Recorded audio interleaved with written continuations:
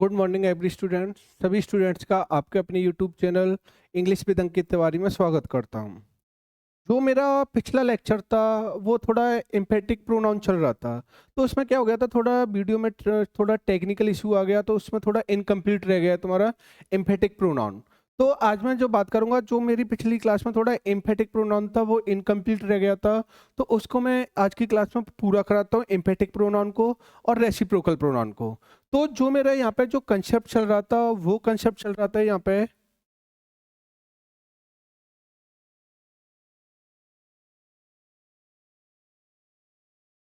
जैसे मैंने ये वाला कंसेप्ट कराया था कि जो एम्फेटिक प्रोनाउन है, एम्फेटिक प्रोनाउन का किस जगह पे यूज करते हैं और किस जगह पे यूज नहीं करते हैं। तो मैंने क्या बताया था कि जो एम्फेटिक प्रोनाउन होता है वो क्या होता है तुम्हारा, जहाँ पे जो सब्जेक्ट और ऑब्जेक्ट पे क्या कर, यानी जो एम्फेटिक प्रोनाउन होता है वो क्या होता है, ये सब्जेक्ट और ऑब्जेक्ट पे क्या करने के लिए आता है, एम्फेसाइज करने के लिए आता है, जोर देने के लिए आता है। और मैंने बताया था जो एम्फेटिक प्रोनाउन होता है वो कहाँ पे आता है तुम्हारा, यानी सब्जेक्ट के तुरंत कहाँ पे आता है तुम्हारा, बाद में आता है। कहाँ पे आता है तुम्हारा, बाद में आता है, यानी ये सब्जेक्ट के बाद में आता है और सब्जेक्ट पे क्या करता है, एम्फेसाइज करता है। और जब मैंने क्या बताया था, जो रिफ्लेक्सिव प्रोनाउन होता है, क्या होता है तुम्हारा reflexive pronoun. Reflexive pronoun sentence में जब भी आता है जब सब्जेक्ट और ऑब्जेक्टिव केस क्या हो तुम्हारे, यानी क्या हो तुम्हारे, सेम हो। और जो रिफ्लेक्सिव प्रोनाउन आएगा वो हमेशा कहाँ पे आएगा तुम्हारा, ऑब्जेक्टिव के प्लेस पे आता है। किस पे यूज होता है तुम्हारा, ऑब्जेक्टिव केस के प्लेस पे यूज होता है। तो जो मैं बातें कर रहा था, जो पिछले लेक्चर में मैंने बताया था, ये वाला केस करा दिए थे। तो ये वाला केस चल रहा था डिफरेंस बिटवीन रिफ्लेक्सिव प्रोनाउन और एम्फेटिक प्रोनाउन में। तो मैंने क्या बताया था कि जो सेंटेंस में आप एम्फेटिक प्रोनाउन लगाओ तो भी अच्छी बात है और ना लगाओ तो वो भी अच्छी बात है, क्योंकि जो एम्फेटिक प्रोनाउन पे कभी भी ग्रामेटिकल एरर नहीं बनती है।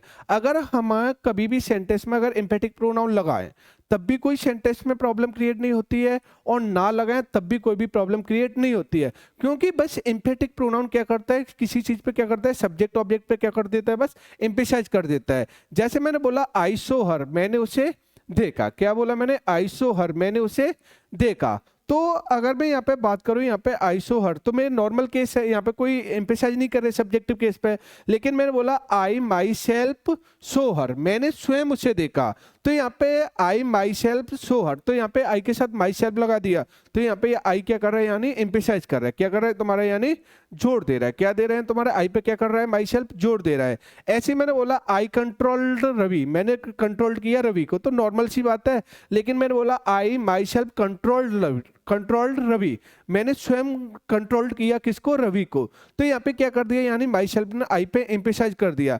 तो यहाँ पे एम्फेसाइज, बस रिफ्लेक्सिव प्रोनाउन का इतना इफेक्ट आता है कि अगर ये लगा दोगे सेंटेंस में तो एम्फेसाइज कर देगा, ना लगाओगे तब भी कोई भी प्रॉब्लम नहीं है। इसलिए कभी भी एम्फेटिक प्रोनाउन पे कभी भी तुम्हारी एरर नहीं बनाता। लेकिन अगर मैं रिफ्लेक्सिव प्रोनाउन की बात करूं, सेंटेंस में रिफ्लेक्सिव प्रोनाउन लगना कंपलसरी है, क्योंकि मैंने बताया था कि जैसे कुछ वर्ब बताई थी, जैसे एंजॉय हो गया, एविल हो गया तुम्हारा, एब्सेंट वगैरह हो गया, ठीक। तो ये मैंने बताया था ये ऐसी वर्ब होती है, ये अगर विदाउट ऑब्जेक्टिव केस के बैठी है तो ये हमेशा क्या फॉलो करेंगे, तुम्हारी रिफ्लेक्सिव प्रोनाउन फॉलो करेंगे। क्या फॉलो करेंगे, रिफ्लेक्सिव प्रोनाउन। लेकिन मैंने ये भी बताया था जैसे हमारे पास में जैसे कुछ ट्रांजिटिव वर्ब होती है, क्या होती है तुम्हारी, ट्रांजिटिव वर्ब। और ये मैंने पिछली क्लास में बताया था कि अगर कहीं भी आपकी ट्रांजिटिव वर्ब आती है, क्या आती है तुम्हारी, ट्रांजिटिव वर्ब आती है, अगर ट्रांजिटिव वर्ब सेंटेंस में विदाउट ऑब्जेक्टिव केस की बैठी हो तो उसे भी क्या देना पड़ता है, हमें रिफ्लेक्सिव प्रोनाउन देना पड़ता है, क्योंकि ट्रांजिटिव वर्ब कभी भी विदाउट ऑब्जेक्टिव केस के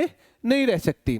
जैसे मैं सेंटेंस में यहाँ पे बात करूं इस वाले में, जैसे मैंने बोला यहाँ पे, जैसे मैंने बोला शी किल्ड हरसेल्फ, तो शी यहाँ पे क्या हो गया, सब्जेक्ट हो गया, और किल्ड यहाँ पे क्या हो गई, मेन वर्ब। लेकिन अब थोड़ा समझना, यहाँ पे ये सेंटेंस में नहीं, यहाँ पे ये अलग लिख दिया यहाँ पे, और मैंने बोला है शी किल्ड। क्या बोला मैंने यहाँ पे, शी किल्ड, यानी उसने मारा। तो अगर मैं बात करूं, शी यहाँ पे क्या हो गया, सब्जेक्ट हो गया, और किल्ड यहाँ पे क्या हो गई, मेन वर्ब। लेकिन मैंने बताया था यहाँ पे जो किल्ड है, किल्ड कैसी वर्ब है यहाँ पे, ये अब खुद देखो यहाँ पे इस एक ये वर्ब ये अपने में इनकम्प्लीट मीनिंग दे रही है कि कंप्लीट मीनिंग दे रही है। तो अगर जैसे मैं बात करूं यहाँ पे सी किल्ड, उसने मारा, उसने मारा, तो अब बताओ उसने मारा, किसको मारा? तो ये अपनी एक्शन को ट्रांसफर कर रही है, यानी किस पर ट्रांसफर कर रही है? ऑब्जेक्टिव केस पे। तो इस वर्ब को किसकी नेसेसिटी है? एक ऑब्जेक्टिव केस की नेसेसिटी है। और जिन वर्ब को ये, और मैंने ये भी बताया था कि जिन वर्ब को ऑब्जेक्ट के रूप में हुम या व्हाट की नीड हो, क्या हो तुम्हारी? हुम या व्हाट की नीड हो। जिन वर्ब्स को ऑब्जेक्ट के रूप में हुम या व्हाट की नीड होती है, वो वर्ब होती है सब कैसी वर्ब होती है? यानी तुम्हारी कैसी वर्ब होती है? तुम्हारी ट्रांजिटिव वर्ब। और खुद लगा के देख लो, शी किल्ड, उसने मारा किसको? तो अगर मैं यहाँ पे हुम की बात करूं तो यहाँ पे शी किल्ड, उसने मारा किसको? तो इस वर्ब को किसकी नीड है? यहाँ पे हुम की नीड है। किसकी नीड है? यहाँ पे हुम की। तो या तो जिस वर्ब को ऑब्जेक्ट रूम में हुम की नीड होती है वो हुम या व्हाट की नीड होती है, वो कैसी वर्ब होती है? Transitive verb. तो हमें क्या करना पड़ेगा? या तो ये हुम की जगह पे यहाँ पे क्या देना पड़ेगा? इसको ऑब्जेक्टिव केस देना पड़ेगा। क्या देना पड़ेगा? Objective case. या तो यहाँ पे शी किल्ड हरी बोल दो, राम बोल दो, या कुछ भी बोल दो। लेकिन जब हम इसको ऑब्जेक्टिव केस नहीं दे रहे हैं तो यहाँ पे फिर हमें क्या लगाना पड़ेगा? यहाँ पे रिफ्लेक्सिव प्रोनाउन इस वर्ब को क्या करना पड़ेगा? देना पड़ेगा। तो इस जगह को हम क्या बोल सकते हैं? शी किल्ड हर सेल्फ बोल सकते हैं। क्या बोल सकते हैं? तुम्हारा हर सेल्फ। तो मैंने क्या बताया था? इस जगह पे हर सेल्फ हो गया, वो क्या हो गया? यानी ये कैसा प्रोनाउन हो गया? यानी रिफ्लेक्सिव प्रोनाउन। कैसा प्रोनाउन हो गया? Reflexive pronoun. और मैंने क्या बताया था कि सेंटेंस में रिफ्लेक्सिव प्रोनाउन देना कंपलसरी होता है जब तक, क्योंकि कई वर्ब होती है वो रिफ्लेक्सिव प्रोनाउन फॉलो करेंगी। जब उन वर्ब को आप रिफ्लेक्सिव प्रोनाउन नहीं दे रहे तो वो सेंटेंस क्या हो जाएगा? तुम्हारा गलत हो जाएगा। लेकिन एम्फेटिक प्रोनाउन के साथ में कभी भी ऐसा नहीं होता। एम्फेटिक प्रोनाउन दो दो तो भी अच्छी बात है और ना दो तब भी अच्छी बात है। तो इसमें राइट होगा वो क्या होगा? She killed herself. तो यहाँ पे ये हरसेल्फ यहाँ पे क्या हो गया? यानी ये रिफ्लेक्सिव प्रोनाउन हो गया। क्या हो गया? यानी रिफ्लेक्सिव प्रोनाउन। तो अब यहाँ पे क्या हो गया? यहाँ पे ये राइट है। क्या हो गया? यहाँ पे ये राइट है। लेकिन अगर मैंने बोला सी, सी यहाँ पे क्या हो गया? सब्जेक्ट हो गया। हरसेल्फ किल्ड यहाँ पे क्या हो गई? मेन वर्ब हो गई। और हिम यहाँ पे क्या हो गया? ऑब्जेक्टिव केस हो गया। क्या हो गया? यहाँ पे ऑब्जेक्टिव। और यहाँ पे जो हरसेल्फ, अब बताओ हरसेल्फ यहाँ पे क्या है? ये हरसेल्फ आ रहा है, वो किस पे आ रहा है? सी पे के लिए आ रहा है, यानी उसने स्वयं मारा। किसको मारा? उसको मारा। तो अब बताओ हरसेल्फ यहाँ पे किस पे जोर दे रहा है? यानी सब्जेक्टिव केस पे जोर दे रहा है। और जब सब्जेक्टिव केस पे जोर रहा है तो अब यहाँ पे क्या हो गया? यानी ये एम्फेटिक प्रोनाउन हो गया।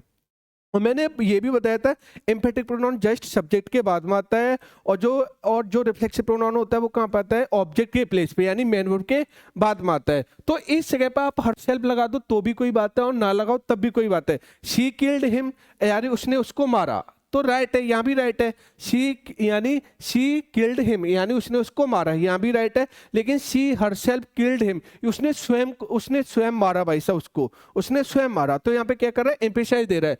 तो यहाँ पे ये एम्फेटिक प्रोनाउन सेंटेंस हम लगा भी सकते हैं और नहीं भी लगा सकते हैं। जरूरी नहीं है कि इससे सेंटेंस पे कोई इफेक्ट आए, लेकिन रिफ्लेक्सिव प्रोनाउन से सेंटेंस पे क्या आता है? तुम्हारा इफेक्ट आता है। ऐसे मैंने बोला I enjoy my self in the party, तो अभी मैंने क्या बताया था? आई सब्जेक्ट हो गया और एंजॉयड यहाँ पे क्या हो गई? मेन वर्ब हो गई। तो अब बताया एंजॉयड इन यहाँ पे क्या हो गई? प्रेप हो गई। और प्रेप के बाद यहाँ पे क्या हो गया? ऑब्जेक्ट। और ये मैंने अभी बताया था कि एंजॉयड है बिना विदाउट मेन वर्ब के बैठी है। किसके बैठी है? तुम्हारा विदाउट मेन वर्ब, यानी सॉरी विदाउट ऑब्जेक्टिव केस के बैठी है। यानी एंजॉयड है वो क्या है? विदाउट ऑब्जेक्टिव केस के बैठी हुई है। तो इसे क्या देना पड़ेगा? रिफ्लेक्सिव प्रोनाउन देना पड़ेगा। इसलिए यहाँ पे आई के अकॉर्डिंग यहाँ पे क्या आएगा? My self. तो माई सेल्फ यहाँ पे क्या हो गया? यानी अगर मैं बात करूं यहाँ पे, तो पूरे सेंटेंस में बात करूं यहाँ पे, तो माई सेल्फ यहाँ पे क्या हो गया? यानी ये, यानी रिफ्लेक्सिव प्रोनाउन। क्योंकि यहाँ पे हमें रिफ्लेक्सिव प्रोनाउन देना ही कंपलसरी है। क्या है? तुम्हारा कंपलसरी है। तो यहाँ पे रिफ्लेक्सिव प्रोनाउन हमें क्या करना पड़ेगा? देना पड़ेगा। लेकिन अगर मैंने बोला आई माई सेल्फ सो हिम, मैंने स्वयं उसे देखा, मैंने स्वयं उसे देखा, तो अगर यहाँ पे सो यहाँ पे क्या हो गई? मेन वर्ब हो गई। हिम यहाँ पे क्या हो गया? ऑब्जेक्ट। और माई सेल्फ यहाँ पे क्या हो गया? यानी एम्फेटिक प्रोनाउन। क्या हो गया? यानी एम्फेटिक प्रोनाउन। तो यहाँ पे आई के साथ क्या रहा है? My self. तो इसमें माई सेल्फ लगा दो तब भी अच्छी बात है और ना लगाओ तब भी अच्छी बात है। अगर इसके साथ माई सेल्फ लगा रहे हो आई के साथ तो एम्फेसाइज कर रहा है, और नहीं लगा रहे तो ये नॉर्मल केस में आ रहा है। तो यहाँ पे तो ये हर कंडीशन में राइट है। लेकिन अगर मैंने बोला I enjoyed in the party, अगर एंजॉयड के साथ माई सेल्फ ना देता, यानी रिफ्लेक्सिव प्रोनाउन ना देता, तो अब बताओ यहाँ पे क्या हो जाता है? यहाँ पे ये रॉन्ग हो जाता। ऐसे मैंने बोला आई कंट्रोल्ड माई सेल्फ, तो यहाँ पे आई क्या हो गया? सब्जेक्ट हो गया। यानी जो आई हो गया, क्या हो गया? यानी आई। तो अगर मैं बात करूं यहाँ पे आई यहाँ पे क्या हो गया? सब्जेक्ट हो गया। कंट्रोल्ड यहाँ पे क्या हो गई, मेन वर्ब हो गई, और मेन वर्ब किसके साथ बैठी है, विदाउट ऑब्जेक्टिव केस की बैठी हुई है, तो यहाँ पे माई सेल्फ यहाँ पे क्या हो गया, ये रिफ्लेक्सिव प्रोनाउन हो गया, क्या हो गया यानी रिफ्लेक्स, और कंट्रोल्ड के बाद यहाँ पे हमें रिफ्लेक्सिव प्रोनाउन देना पड़ेगा। आई कंट्रोल्ड रवि होता तो राइट होता, लेकिन कंट्रोल्ड के बाद कोई भी ऑब्जेक्टिव केस नहीं हो, और मैंने क्या बोला, कंट्रोल्ड होगी ट्रांजिटिव वर्ब होगी, और transitive verb without objective case की बैठी हुई है, तो इसे हमें क्या करना पड़ेगा, यानी रिफ्लेक्सिव प्रोनाउन देना पड़ेगा। तो अब बताओ यहाँ पे क्या होगा, आई कंट्रोल्ड माई सेल्फ, और अगर मैंने बोला आई माई सेल्फ कंट्रोल्ड खली, तो यहाँ पे माई सेल्फ हो गया, सबको पता है कि ये किसके लिए आ रहा है, आई के लिए आ रहा है, और जब यहाँ पे आई के लिए आ रहा है तो ये क्या है, एम्फेटिक प्रोनाउन है, या तो ये बोल दो आई कंट्रोल्ड खली बोल दो तब भी राइट है, आई माई सेल्फ कंट्रोल्ड खली, तो ये भी यहाँ पे क्या हो गया, ये क्या हो गया, यहाँ पे ये राइट हो गया। तो ये तुम्हारे होते, तुम्हारे मैंने क्या बताया था, रिफ्लेक्सिव प्रोनाउन सेंटेंस में लगाना कंपलसरी है, लेकिन एम्फेटिक प्रोनाउन लगा दो तब भी काम चल जाता है, और नहीं लगाओ तब भी काम चलता है, क्योंकि एम्फेटिक प्रोनाउन पे कभी भी एरर क्रिएट नहीं होती। लेकिन कभी कभार देखो ये छोटी सी रिफ्लेक्सिव प्रोनाउन पे एरर पूछ लेता है, जैसे मैंने बोला यहाँ पे ही, यानी मैंने जैसे बोला एक सेंटेंस बोले यहाँ पे, he and myself are going there, क्या बोला मैंने, गोइंग देयर, एक तो मैंने यहाँ पे ये बोला, दूसरा सेंटेंस मैंने बोला यहाँ पे, सॉरी यहाँ पे मैंने क्या बोला, यहाँ पे myself is going there, क्या बोला यहाँ पे, गोइंग देयर। तो अगर मैं यहाँ पे जैसे बात करूं, जैसे इज यहाँ पे क्या हो गई, हेल्पिंग वर्ब हो गई, गोइंग यहाँ पे क्या हो गई, मेन वर्ब हो गई, और देयर यहाँ पे क्या हो गया, एडवर्ब, क्या हो गया यहाँ पे, ये एडवर्ब। तो अगर सेंटेंस में अब माई सेल्फ यहाँ पे किसका काम कर रहा है, यानी सब्जेक्ट का काम कर रहा है, यानी इसके लिए क्या है यहाँ पे माई सेल्फ, वो कई बार लैंग्वेज में बोलते भी हो my self is Ankit, my self is Rohan, लेकिन ये लैंग्वेज में स्पोकन में चलता है। लेकिन अगर मैं जैसे ग्रामेटिकल बात करूँ यहाँ पे, या कॉम्पिटिटिव एग्जाम्स की बात करूँ, तो जो रिफ्लेक्सिव प्रोनाउन होता है, क्या होता है तुम्हारा, रिफ्लेक्सिव प्रोनाउन, तो रिफ्लेक्सिव प्रोनाउन कभी भी तुम्हारा सब्जेक्ट की तरह फंक्शन नहीं करेगा, यानी रिफ्लेक्सिव प्रोनाउन कभी भी सब्जेक्टिव केस नहीं होता। उसका रीजन यही होता है थोड़ा कि जो रिफ्लेक्सिव प्रोनाउन से बात करते हैं, माई सेल्फ इज अंकित, तो जो रिफ्लेक्सिव प्रोनाउन होता है थोड़ा ईगो दिखाता है, और जब हम चीज़ों पे ईगो दिखाते हैं तो वहाँ पर थोड़ा होता है, वो थोड़ा गलत होता है। इसीलिए जो तुम्हारा रिफ्लेक्सिव प्रोनाउन होता है, क्या होता है तुम्हारा रिफ्लेक्सिव प्रोनाउन, तो रिफ्लेक्सिव प्रोनाउन कभी भी सेंटेंस में सब्जेक्टिव केस की तरह नहीं आ सकता। तो इसलिए माई सेल्फ की जगह यहाँ पे क्या करना पड़ेगा तुम्हारा, पहले तो यहाँ पे क्या करना पड़ेगा, आई करना पड़ेगा, और आई के अकॉर्डिंग इज किस में चला जाएगा तुम्हारा, एम में, तो जैसे क्या बोलेगा, आई एम गोइंग देयर। तो कभी भी रिफ्लेक्सिव प्रोनाउन का यूज कभी भी सब्जेक्ट की तरह यूज नहीं होता। ऐसे मैंने बोले यहाँ पे he and myself are going there, तो ही यहाँ पे क्या हो गया, सब्जेक्ट हो गया, एंड यहाँ पे कंजंक्शन हो गया, और माई सेल्फ यहाँ पे क्या हो गया, रिफ्लेक्सिव प्रोनाउन हो गया। लेकिन अब मैं बात करूँ यहाँ आर यहाँ पे क्या हो गई, हेल्पिंग वर्ब हो गई, गोइंग यहाँ पे क्या हो गई, मेन वर्ब। तो अब बताओ ही सब्जेक्टिव केस है, एंड कंजंक्शन हो गया, और कंजंक्शन हमेशा क्या करता है तुम्हारा, दो इक्वल चीजों को जोड़ने का काम करता है, तो ही भी सब्जेक्टिव केस है, तो यहाँ पे माई सेल्फ को भी यहाँ पे क्या देना पड़ेगा, सब्जेक्टिव केस, तो यहाँ पे क्या आएगा, आई, और फिर भी मैंने क्या बोला यहाँ पे आई यहाँ पे क्या होगा तुम्हारा सब्जेक्ट होगा, और मैंने क्या बताया था, रिफ्लेक्सिव प्रोनाउन कभी भी सब्जेक्टिव केस की तरह यूज नहीं होता है, यानी रिफ्लेक्सिव प्रोनाउन का सेंटेंस में कभी भी सब्जेक्टिव केस में यूज नहीं होता। तो ऐसे प्रोनाउन को हम क्या कहते हैं तुम्हारे यहाँ पे, ये कैसा प्रोनाउन बोलते हैं, यानी रिफ्लेक्सिव प्रोनाउन। फॉर कैसे क्या बोला है, रिफ्लेक्सिव प्रोनाउन कभी भी सेंटेंस में सब्जेक्ट और ऑब्जेक्ट की तरह फंक्शन नहीं करता है। अब आते हैं हमारे पास में लास्ट है तुम्हारा रेसिप्रोकल प्रोनाउन। और रेसिप्रोकल प्रोनाउन कैसा प्रोनाउन होता है, इसे बोलते हैं जो म्यूचुअल अंडरस्टैंडिंग दिखाता है। क्या दिखाता है तुम्हारा, म्यूचुअल अंडरस्टैंडिंग दिखाता है तुम्हारा, या जो म्यूचुअल रिलेशनशिप दिखाए, क्या दिखाए तुम्हारा, म्यूचुअल रिलेशनशिप दिखाए, या फिर क्या दिखाए तुम्हारा, म्यूचुअल अंडरस्टैंडिंग। तो ऐसे प्रोनाउन को क्या बोलते हैं तुम्हारा, हाँ, यानी रेसिप्रोकल प्रोनाउन। तो जो हमारे पास में जैसे बोलते हैं ना, जो म्यूचुअल अंडरस्टैंडिंग होती है, म्यूचुअल रिलेशनशिप होती है, कभी भी म्यूचुअल रिलेशनशिप हो सकती है, वो दो व्यक्तियों के लिए यूज हो सकती है, और दो से ज्यादा के बीच में भी हो सकती है। यानी कोई भी तुम्हारी म्यूचुअल अंडरस्टैंडिंग है या म्यूचुअल रिलेशनशिप है, तो मेरे रिलेशनशिप दो व्यक्ति से भी हो सकता है, दो से ज्यादा व्यक्तियों से भी हो सकता है। जब हमारे पास में देखो, पहले समझ लेते हैं कि रेसिप्रोकल प्रोनाउन क्या होता है, words that are used to indicate a mutual relationship between two subjects और ऑब्जेक्ट। यानी जो तुम्हारा यानी रेसिप्रोकल प्रोनाउन होता है एक ऐसा वर्ड होता है जो इंडिकेट करता है यानी mutual relationship between two subjects और ऑब्जेक्ट, यानी दो सब्जेक्ट्स और ऑब्जेक्ट्स के बीच में क्या दिखा है तुम्हारा म्यूचुअल अंडरस्टैंडिंग दिखाए, तो ऐसे प्रोनाउन को हम क्या बोलते हैं तुम्हारा यानी रेसिप्रोकल प्रोनाउन। क्या बोलेंगे तुम्हारा रेसिप्रोकल प्रोनाउन। और मैंने क्या बताया था जो म्यूचुअल अंडरस्टैंडिंग हो सकती है वो कितने लोगों के बीच में होती है, हो सकती है दो के लोगों के बीच में हो सकती है, दो से ज्यादा। जैसे मैं हेल्प करता हूँ तो मैं हेल्प करता हूँ, मान लो मैं 4 लोगों की भी हेल्प कर सकता हूँ, ठीक है ना, मेरे भाई भी हो सकता है, मेरी सिस्टर भी हो सकती है, मेरे मदर भी हो सकते हैं, मेरे फादर, तो मैं 4 लोगों की हेल्प करता हूँ तो एक दो हो गए, दो से यहाँ पे क्या हो गए ज्यादा हो गए। लेकिन मैं 2 लोगों की भी हेल्प करता हूँ, मैं अपनी भी हेल्प करता हूँ और जो माँ वर्क करती है उनके काम में भी मैं हेल्प करता हूँ, तो वहाँ पर 2 लोगों के बीच में भी क्या हो सकता है तुम्हारा म्यूचुअल अंडरस्टैंडिंग हो सकती है। तो जहाँ पे तुम्हारा म्यूचुअल, जैसे मैंने बोलते हैं ना आई हेल्प ईच अदर, हम एक दूसरे की हेल्प करते हैं, या मैंने बोला I help one and other, हम एक दूसरे की हेल्प करते हैं, तो ये दोनों ही मीनिंग होते हैं।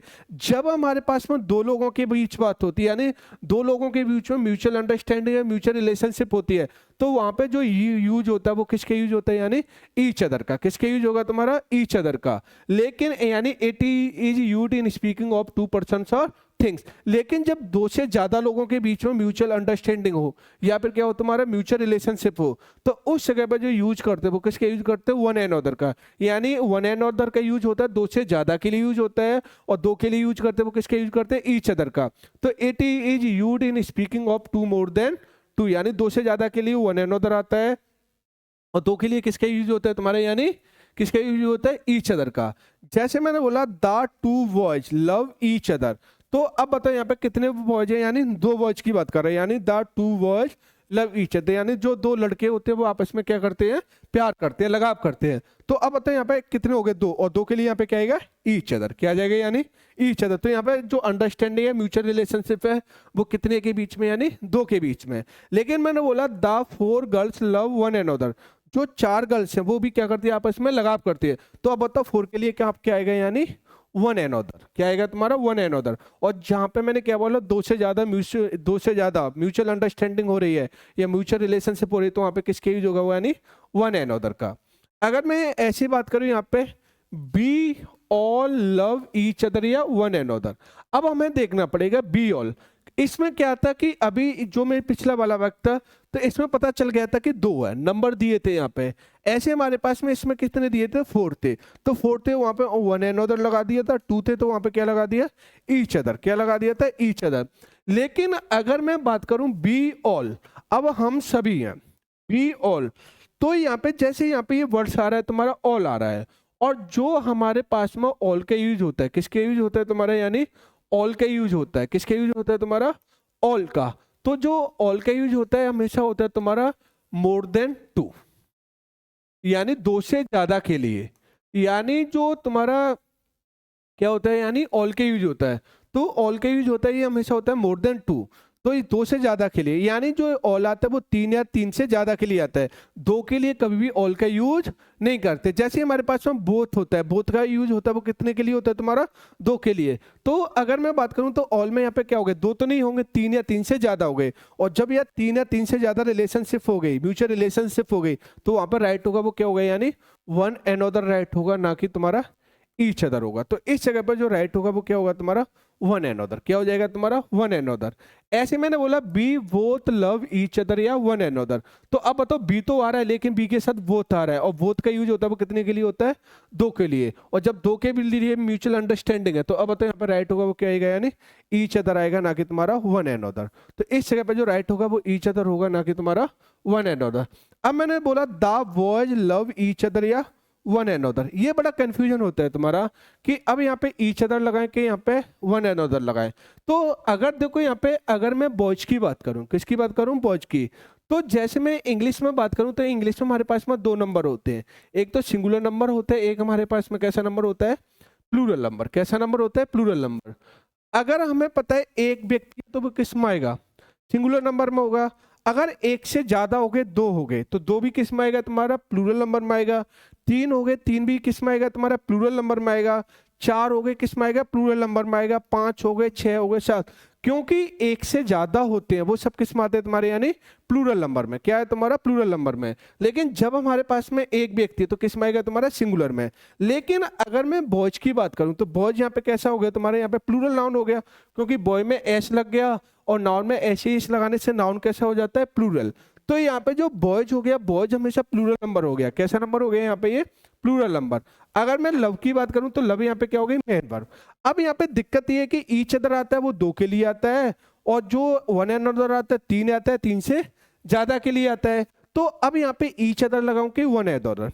अब यहाँ पे इस केस में थोड़ा समझना कि अगर मैं बॉयज की बात करूं तो बॉयज में ये क्लियर है, कंफर्म है कि यहाँ पे एक से ज्यादा पर्सन है। क्या है तुम्हारा, एक से ज्यादा पर्सन है, क्योंकि हमें पता चले बॉयज प्लूरल नंबर है। यहाँ पे एक तो नहीं है, यहाँ पे 2 की भी पॉसिबिलिटी है और 2 से ज्यादा की भी पॉसिबिलिटी हो सकती है। 2 भी हो सकते हैं, 2 से ज्यादा भी हो सकते हैं। तो यहाँ पे ये कहो कि ईच अदर लगा दो, वन एंड अदर लगा दो, तो यहाँ पे थोड़ा समझना है। अगर कहीं भी तुम्हारी पॉसिबिलिटी वाली कंडीशन बन रही है, जैसे दे हो गया, दे में भी क्या होता है तुम्हारा, दे नंबर होता है वो प्लूरल नंबर होता है, इसमें 2 भी हो सकते हैं, 2 से ज्यादा भी हो सकते हैं। ऐसे हमारे पास में बी हो गया, तो बी में क्या हो सकता है, 2 भी हो सकते हैं, 2 से ज्यादा भी हो सकते हैं। तो जहां पे तुम्हारा नंबर की पॉसिबिलिटी बन रही हो, जहां पे नंबर डिफाइन नहीं हो रहा है कि 2 या 2 से ज्यादा है, तो यहाँ पे जैसे बॉयज हो गया, दे हो गया, जैसे ये दे वाला केस हो गया, तो जहां पे तुम्हारे नंबर डिफाइन ना हो, क्या ना हो, तुम्हारे नंबर डिफाइन ना हो, तो इस जगह पे यहाँ पे क्या होगा, ये ईच अदर भी राइट होगा और क्या होगा तुम्हारा, वन एंड अदर। एग्जाम में एक ही देगा तुम्हारा, क्या अलग अलग नहीं देगा, लेकिन इस जगह पे यहाँ पे ईच अदर भी गलत नहीं है तुम्हारा और वन एंड अदर भी गलत नहीं है, क्योंकि जहाँ पे तुम्हारे नंबर डिफाइंड ना हो, क्या ना हो, तुम्हारे नंबर डिफाइंड ना हो, तो वहाँ पे ईच अदर भी राइट हो जाता है और क्या हो जाता है तुम्हारा, वन एंड अदर भी राइट हो जाता है। ऐसी में बात करूँ, दे यहाँ पे क्या हो गया, सब्जेक्ट हो गया, लव यहाँ पे क्या हो गई, मेन वर्ब हो गई, तो यहाँ पे ईच अदर ये गलत नहीं है यहाँ पे, क्योंकि दे का नंबर प्लूरल नंबर है। तो यहाँ पे दे आ रहा है, तो यहाँ पे एक से ज्यादा है, 2 भी हो सकते हैं, 2 से ज्यादा भी हो सकते हैं, तो यहाँ पे ईच अदर भी राइट हो सकता है और क्या हो सकता है तुम्हारा, वन एंड अदर। क्या हो सकता है तुम्हारा, वन एंड अदर। अब जैसे मैं कुछ प्रैक्टिस क्वेश्चन की बात करता हूँ, जैसे वो the girls helped one another when both of them were in difficulty, यानी जो दोनों गर्ल्स कठिनाई में होती हैं तो वो क्या करती है, एक दूसरे की हेल्प करती है। तो अगर मैं बोथ की बात करूं तो बोथ यहाँ पे कितने हो गए, यहाँ पे 2 हो गए, कितने हो गए तुम्हारे 2, और 2 के लिए किसके यूज होता है, वन अनदर या ईच अदर। तो 2 के लिए जो यूज करते हैं वो किसके यूज करते हैं, ईच अदर का। तो अब बताओ कौन से वाले पोर्शन में एरर होगी, बी वाले, और वन अनदर की जगह यहाँ पे क्या हो जाएगा, ईच अदर हो जाएगा। क्या हो जाएगा तुम्हारा, ईच अदर हो गया। तो अब बताओ एरर होगी वो कौन से वाले पोर्शन में होगी, यानी बी वाले पोर्शन में। If all of you quarrel among each other we should not be able to solve your problem. If all of you यानी तुम में से सभी क्वेरल झगड़ा करते ईच अदर एक दूसरे से, we shall not be able to, हम एबल नहीं होंगे तुम्हारे सॉल्व करने में तुम्हारी प्रॉब्लम्स को। तो लेकिन अब यहाँ पे ये अमोंग आ गया, क्या हो गया, यू तो एक के लिए भी आता है तुम्हारा, किसके लिए आता है तुम्हारा, एक के लिए भी आता है, यानी जब अपने आप के लिए आता है तो वहां पे एक का सिंगुलर का काम करता है। लेकिन यहाँ पे अमोंग आ गया, झगड़े की बात कर रहे हैं, और अमोंग का भी यूज होता है वो 3 या 3 से ज्यादा के लिए यूज होता है। अमोंग का यूज कभी भी 2 के लिए यूज नहीं होता, तो जो अमोंग है वो 3 या 3 से ज्यादा के लिए यूज होता है। तो जब यहाँ पे ये अमोंग आएगा तो 3 या मोर देन 3, यानी 3 या मोर देन 3 से ज्यादा के लिए यूज होता है, वो किसके यूज होता है, अमोंग का। इसलिए ईच की जगह यहाँ पे ईच अदर क्या करना पड़ेगा, यहाँ पे वन एन अदर, क्या करना पड़ेगा, वन एन अदर। तो कौन से वाले पोर्शन में एरर होगी, यानी बी वाले पोर्शन में। तो मैं उम्मीद करता हूँ कि ये कंसेप्ट समझ में आया होगा, ईच अदर वाला, वन एन अदर वाला। तो आज मैंने थोड़ा बच्चा कच्चा हुआ था, एम्पेटिक प्रोनाउन कराया, फिर तुम्हारा कराया वो कौन सा कराया तुम्हारा, यानी रेसिप्रोकल प्रोनाउन कराया था। अब लास्ट में हमारे पास में 2 प्रोनाउन बचे हैं, वो बचे हैं तुम्हारे इंटरोगेटिव प्रोनाउन और रिलेटिव प्रोनाउन। वो मैं नेक्स्ट क्लास में कराऊंगा, और इंटरोगेटिव प्रोनाउन और रिलेटिव प्रोनाउन काफ़ी इंपॉर्टेंट है, ये एग्जाम में काफ़ी एरर देते हैं। तो जो मेरा नेक्स्ट लेक्चर होगा वो इंपॉर्टेंट लेक्चर होगा तुम्हारा, और वो होगा तुम्हारा इंट्रोगेटिव प्रोनाउन और रिलेटिव प्रोनाउन का। तो आज की क्लास को मैं यहीं पे फिनिश करता हूँ। अगर मेरी वीडियो पसंद आ रही है तो वीडियो को लाइक करें, शेयर करें और चैनल को सब्सक्राइब करें। आज के लिए इतना ही, फिर नेक्स्ट क्लास में एक नए टॉपिक के साथ मिलते हैं। आज के लिए इतना ही।